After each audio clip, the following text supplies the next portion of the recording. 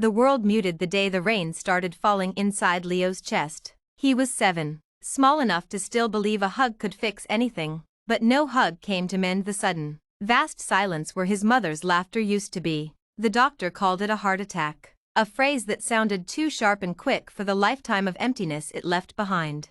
His new guardian was his mother's elder sister, Aunt Beatrix, a woman built of straight lines and sharp corners, whose voice rarely rose above a Chile measured drone, but whose disapproval felt like a physical weight. Beatrix lived in a house that smelled perpetually of dust and old lavender, a stark contrast to Leo's childhood home, which had always smelled of cinnamon and his mother's freshly tilled garden soil. Life with Aunt Beatrix was a lesson in neglect masquerading as order. His meals were punctual, bland, and eaten in silence. His clothes were clean but stiff. He was given a tiny, north-facing room with a window that rattled and a single, unsmiling photograph of Beatrix's late husband on the dresser. Leo's pain wasn't caused by outright cruelty. There were no blows or starvation, but by a grinding, steady emotional starvation. Beatrix didn't scream. She erased. If Leo left a toy car on the worn carpet, she didn't yell. She simply picked it up with a look of pained distaste and dropped it into a heavy, locked trunk labeled miscellaneous. The message was clear: his belongings, his childish pleasures, were nothing but miscellaneous burdens.